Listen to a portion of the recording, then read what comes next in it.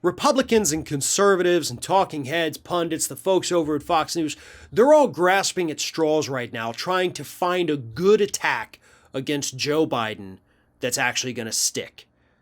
And so far, they've been able to come up with absolutely nothing, but we are starting to see a bit of cohesion among their talking points. Yesterday on Fox News, in anticipation of Biden's address yesterday evening, they were talking about things we may and may not hear during the speech. And at one point, Brian Kilmeade actually basically said Bernie Sanders and his brand of democratic socialism is running the country right now. Take a look at Fox News being upset about this. Here it is.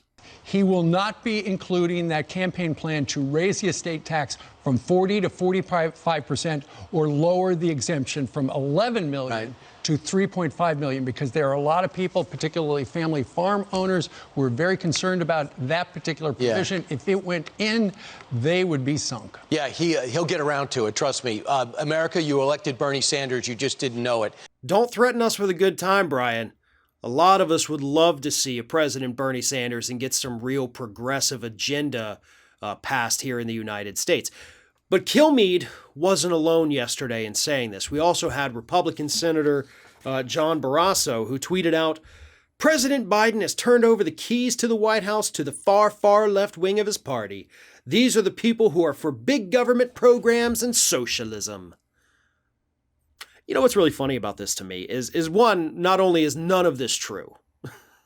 Yes, he is doing some pretty progressive things, but they're not hardcore progressive things, right? He's given the progressive wing of the party a couple of bones here and there, but nothing with any real meat on it. But to his credit, he's also doing some good things. It's not as much as we would like to see, obviously, but hey, you can't complain when we are making some progress here in the United States. All we can do is push in the future to make those changes bigger and permanent. Either way, when Bernie Sanders was running for president both in 2016 and 2020, all of the establishment Democrats were out there saying, "You can't run him, they're going to attack us as socialists. They're going to say that we're crazy far-left individuals." Okay, well, Biden is actually the president now, and they're still using those same attacks that you thought would only be reserved for Bernie Sanders.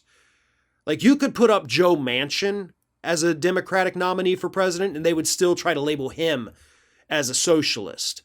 One, because they have no idea what that word means. Let's be honest about that. Conservatives, Republicans, Fox News people, they don't know what the word socialism means. Even though Bernie has given speeches explaining democratic socialism, explaining that it's what they have over there in Europe, Republicans still don't get it. They're like, nope, it's Cuba, it's communism, because those words are interchangeable in their vocabularies. So that's what it is. Again, we're getting some good policies. Universal pre-K would be tremendous. Universal child care would absolutely save struggling families thousands and thousands of dollars every year.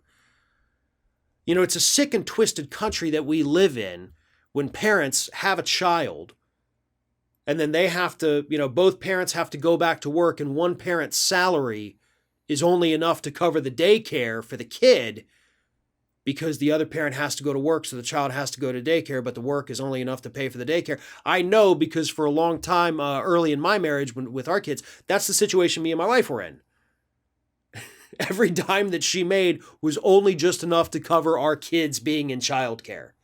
So if we did push for universal childcare here in the United States, that would be tremendous. It would put more money back into the pockets of struggling families who could then use that money on other things that would therefore stimulate the economy. Republicans don't seem to understand that. A rising tide lifts all ships. There's a reason that expression exists. And that's exactly what a lot of these programs that Biden is proposing and wanting to do would in fact do. The infrastructure package is another great thing. But in the eyes of the Republicans, they got to attack these somehow. And the only word they have in their vocabulary to do it is socialism. Well, guess what? That attack is not resonating with the American public. Hell, it's not even resonating with their Republican base, because most of them actually support these programs that Joe Biden is out there pushing. So best of luck with your socialism talking points. because even your own base seems to like it.